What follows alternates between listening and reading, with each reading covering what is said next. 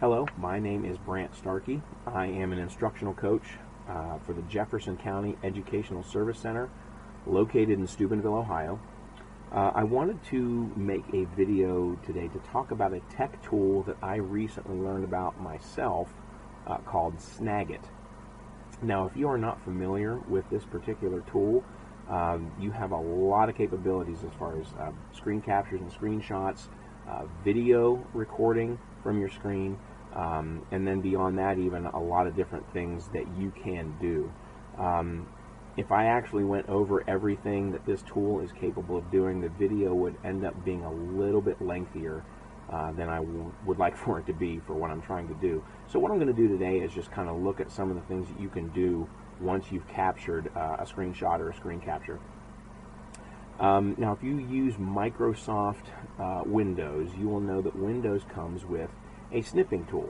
Now, the snipping tool is good for what it does. It's very basic. You can use it very quickly in a pinch, so forth. You do have some options as far as marking up the screenshot if you would like to. So just to kind of show you what you can do with the snipping tool and then compare that to Snag, I've got the snipping tool here ready to go. And if you look up here in the left-hand corner of the window, there you can see it says New Snip when I hover over it. I'm going to go ahead and click that. And then the part of the screen that I want to use, I'm going to click and drag. Now, what I've done is I've pulled up a printable or a printer-friendly version of a web page because I wanted to get rid of all the ads on the side. This gives me some margins to work with over here if I want to put notes for my students or what have you.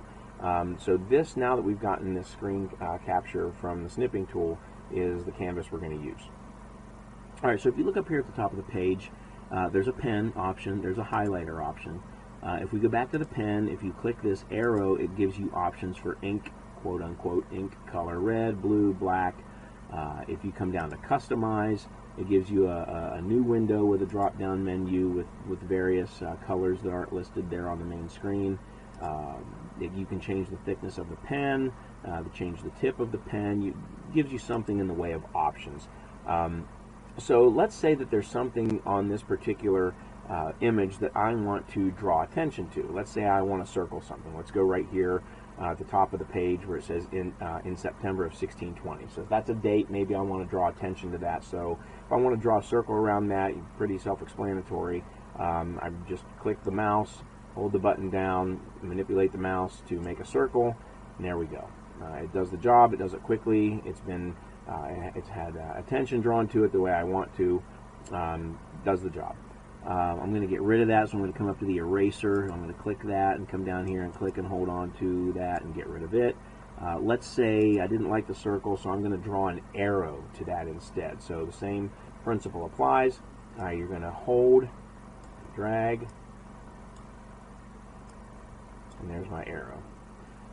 Again, does the job, but it's not particularly exciting. It's kind of sloppy, even though I took my time, but it's just, you're going to freehand this. This is what you're going to get. So also, if I want to use the ink option or the pen option over here, I could write if I wanted to in the margins, but that's going to take time. It's not going to be particularly neat. So that is an option, but it's not ideal. So if you come up here to the highlighter and click on that, now one thing about the highlighter is that you get one color option, and that's yellow. At least with the pen, you got 2 or 3 options, or actually more with the pull-down menu. But you get one highlighter option, color option. So let's say I want to highlight this section title, Thanksgiving at Plymouth. So I'm going to, once again, I'm going to click and hold, and I'm going to highlight this, and I'm going to, might take 2 or 3 passes, to get it all covered up the way I want it to, so that it's neat and highlighted the way I would like for it to be. So there you go. Again, does the job, pretty basic, a little sloppy, even though I took my time.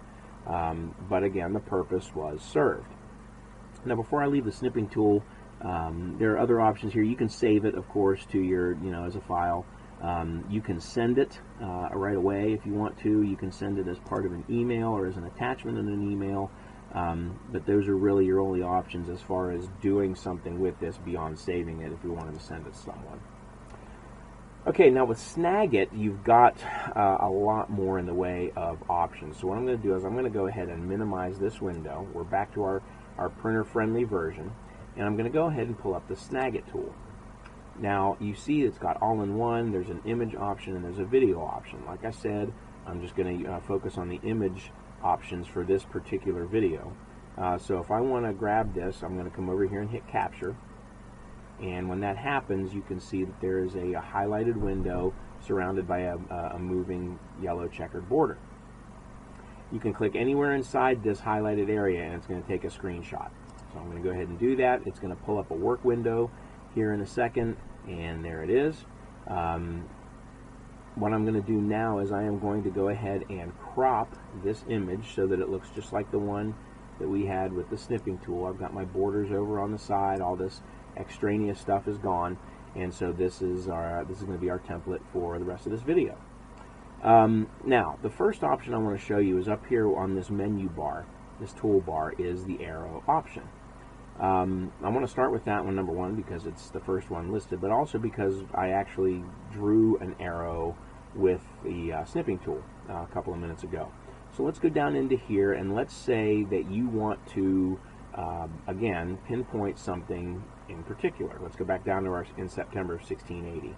Now, if you notice, the mouse looks like a set of crosshairs, and in that lower right quadrant you can see the arrow. Every time you click on one of these, the corresponding image is going to be represented in that lower right quadrant, and I'll show you that as we go through. But let's say again that you want to draw an arrow to point to September of 1620. So what you're going to do is you are going to, actually, even before I make the arrow, if you look over here on the right, you've got some different styles. You've got solid staff arrows, you've got broken staff arrows, you have arrows with tips at each end so you can draw two items together. So you do have some options as far as your styles go. So if we come back over here into the image, what you do is when you create this arrow, you're actually starting at the back end like you see here and working toward the tip or the point of the arrow. So if I want to pinpoint this September 1620, I'm going to click and then I'm going to drag toward what it is that I want to highlight or point out. And there it is. You can see it's a lot neater than the one that I drew in the snipping tool. You can see that there's a little bit of a shadow underneath the arrow to give it some depth, some personality, so to speak. Now, if I want to change this in any way, I don't like the way it looks, you know, I want to make the arrow match the hyperlinks, even though it's just a picture of the hyperlinks. You can click on that and you notice you get a couple dots that allow you to manipulate the arrow. You can shorten this if you want to, or whatever you want to do. But when you've got these dots on here, it allows you to edit your arrow. So like I said, maybe you want to make it so that it matches the hyperlink. So you come over here to your color, hit the arrow, gives you some options. You can actually make your own if you want to, but I'm going to go ahead and click red. Now it matches. Like I said, there's a shadow. If you don't want any shadow at all, you can come to this grid, hit the center, and it puts it right underneath, which basically makes it invisible. You can put it top right, you can put it top left. I mean, it's completely up to you, but it does give you some flexibility as far as what your image is going to look like. Now I'm going to skip around a little bit up here because what I would like to do is I would like to show you better ways of doing what we did with the snipping tool. So the next thing, if you remember, I actually used a pen to circle a piece of text. So what I'm going to do now is I'm going to go to the shape option. And it's because I've already got the arrow there with September of 1620, I'm going to find a different item to circle. So if you look up here at the very top of the image, it talks about Thanksgiving Day being a national holiday, and it does talk about when Thanksgiving is for this year. It's Thursday, November the 25th. So let's say I want to circle that or somehow put a border around that to draw attention to it. Now you do have the circle option. You do have a rounded rectangle. You have the square rectangle. Since the rectangle is already selected, I'm just going to go ahead and use that because the principle is the same for all of them. But I want to draw attention to this Thursday, November the 25th. So I will bring my crosshairs, and once again, if you notice, the shape in the bottom right-hand quadrant is the same as the shape up here at the top, the circle in front of the square. So I'm going to come here to Thursday, November 25th, and once again, I am going to click and drag and now I have a nice border. Once again, it is shadowed. You can eliminate that or put it somewhere else, but it's a much neater, much cleaner way to circle or emphasize something using an outline. So that is your shape option. The other one I want to get into that we did in the snipping tool, I'm going to have to go to the More button here. I can click that, and you can see down here is Highlighter. Now before I leave this, if you look down here at the bottom, you can customize the toolbar. If there are some tools that you use more than others, you can set it up exactly the way you want it. So for the highlighter, I'm going to go ahead and click on that. And since we highlighted Thanksgiving at Plymouth on the snipping tool, I'm going to go ahead and do that again. So I'm going to bring my cursor with the crosshairs over here once again. I'm going to click and drag and highlight what I'm what I want to highlight. As you can see, once again, much neater, much cleaner. Now let's say I look at that and I decide, like with the arrow, I don't like the color. Simply click on it. Your manipulation dots come up. You go over here to your fill color, and you can change it to hot pink, or you can change it to yellow, or you can change it to orange, or some other color. As you saw, you can make your own. So it allows you to highlight without having to go back and forth 2 or 3 times. It's much quicker. It looks much better. So there is your highlight option. So let's go back up to your toolbar. I want to show you this text box. Now, if you hover your mouse over each one of these, there will be a window that pops up that tells you what this tool will do. As you can see here, it says that you can add plain text to an image. So let's say, coming back up here to the top of this page, it says that Thanksgiving Day is a national holiday in the United States, and then it goes on. Let's say there's something that you want to add to that to kind of augment or reinforce that information. So you can hit the text tool button, come over here, and you're going to click and drag, and there's your text box. Now if you look over here, you get a supplementary window with some options in it, and I want to change the text color. All the text is black with the exception of the hyperlinks. Let's make this text color green, just because.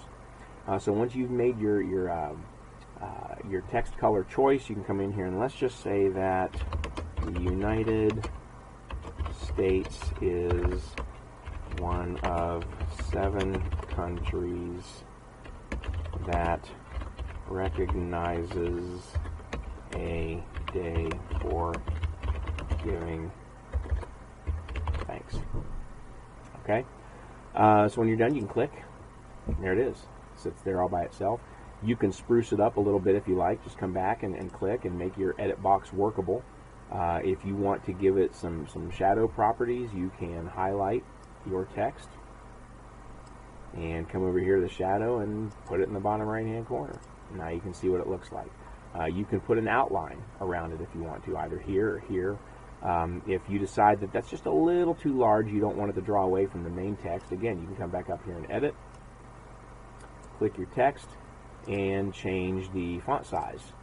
So now it's not nearly as big as it was before, but it's still there, and you can see the shadows are still in place. So that's what you can do by inserting a text box. The next tool is a call out box, and what this is like a cartoon, or excuse me, in a comic strip where a character is speaking. You can see over here your styles. You've got the balloon, you've got arrows that you can type in, you've got these boxes that are empty, and then you can see the rounded ones that look more like a cartoon that I described a second ago. So let's go ahead and select red, just because. And if you look at this paragraph down here, it says that the Mayflower landed far north of its intended destination at the mouth of the Hudson. Well, the article that I took the screenshot of doesn't necessarily talk about why they were so far off of their intended destination. So maybe you want to draw attention to that. So you can, once again, click and drag, and there's your balloon. Now you can see it automatically gives you a cursor, so you can start typing in there. And let's say you want to ask, how did the Mayflower, I'm going to get rid of that capital letter there, give me just a second. How did the Mayflower get so far off course? click and you're done. Now, if you decide that text isn't large enough, just like before, you can come back in. You can, whoops, didn't mean to move the whole thing. You can click the text, and it will give you the option to make the text larger. And there it is. Also, if you want to make this grammatically correct, you can highlight this and italicize it. So you click outside, there you go. How did the Mayflower get so far off course? And if you want to move it, because I did that on accident, you can just click and hold and move it to wherever you want it to go. So that is your call out option. There's a stamp option where you can actually insert green check marks, red X's for whatever. There's a fill option where, as you can see, you can fill an entire image with a particular color. I do want to talk about this selection option. This is kind of a cool thing, and I'll show you why here in a second. But if you click on this, let's say there's something in the text that you want to change for whatever reason. And just for an easy example, let's say you would rather this said table of contents. So what you're going to do is, again, you're going to click and drag, and you're going to encapsulate this whole word in the text box. As you can see, there's a moving border now. What you're going to do from here is you're going to right click, and it gives you some options, and one of them is edit text. So here, when my slow computer responds, it's going to give me the option. There it is. What I can do is I can just hit backspace or just start typing, but let's say I want it to say table of contents instead. Again, you can come over here and manipulate the size of the font. I don't want to spend a whole lot of time on that, but what I want you to see, of course, is that you can actually change the text of the image to something else. You can add words for clarification or for whatever reason, but having the ability to change the text of the image is actually a really cool feature. A couple things before I wrap this video up. If I come over here to the More button, one thing that I really like is this blur button. What this does is allows you to cover something over, and it looks like it's been digitized. Again, if you look at this paragraph where it talks about the fact that it wasn't until 1863 that President Lincoln proclaimed a National Thanksgiving Day. Let's say you want to cover that up because you don't want your students to know, you want them to do a little research. So you can come in here and cover that over. Now I know that just looks like a gray blob, but the larger the line, the more digitized it looks. You can also change how transparent it is. As you can see from this one, it's fairly see-through all the way up to this one in the upper right-hand corner where it's very, very blurry. So that's another cool feature. You can see there's magic wand, there's crop, there's cutout, which I'll show you in a second. Matter of fact, I may as well go ahead and do that now. If you come down back in here into our work where it says read more, that's obviously a hyperlink if you're looking at the web page itself. But on an image, you're not going to be able to access it. So let's say you just want to get it out of there. So I've clicked cut out, and if you come up here to your styles, you've got different ways of making this look. I like this one just because it looks like paper that's been torn. Just come back down here into your image, and you're going to click and then drag over the section of the image that you want to get rid of, and then let go. And it looks like paper that's been torn. Just a cool little option to give it some personality, if you will. As I go back up here into the More, I'll show you this one real quick. The step, you can actually create little arrows, either with numbers or letters, to use to point things out. I'll just come over here into the border real quick to show you. If you click that, if you just click, it puts the arrow in place. And what's really, really cool is if you noticed on the crosshairs, it's the next sequential number. You don't have to do anything. It goes ahead and creates the next item with the sequential number in it, which is a very cool feature, I think. So again, there's more to this. I just wanted to hit some of the stuff that I thought you might find interesting. The last thing I want to say before I wrap this video up is actually sharing. Up here in the upper left-hand corner, if you hit the share button, yes, you can email it like you did with the snipping tool, and yes, you can save it like you did with the snipping tool. But if you look, you can send it to the printer. You can put it on your clipboard, put it in a Word doc, put it in a PowerPoint, a spreadsheet, send it to Google Drive. You have way more you have way more options, I'm trying to say, than you did with the snipping tool. So it's really convenient for sharing your new image. I hope you found this helpful. The only other thing I want to draw attention to as I wrap up is that this is not a free tool. Unfortunately, you can get a free trial, but a license is $49.99. But if you're an educator, you can get a license for $29.99. And I also read up and saw that if you have more than one person who wants to buy a license, and I think they do it in groups of 5. 1 to 5 is a certain price, and then if you get 6 to 10, the price drops, and 11 to 15, the price drops some more. So the more people that you get involved that would like to have a license, it actually becomes more affordable. I hope you found this video helpful. I enjoyed putting it together for you. If you have any questions for any of the instructional coaches in our particular consortium, you can go to escsupport.org. We have links there that will allow you to get in touch with us. We have Calendly links where you can set up an appointment to meet with us, and we're looking forward to helping you find out about new tools and other things that might augment and bolster your teaching. Again, I hope you enjoyed this, and I hope you have a great afternoon. Thanks.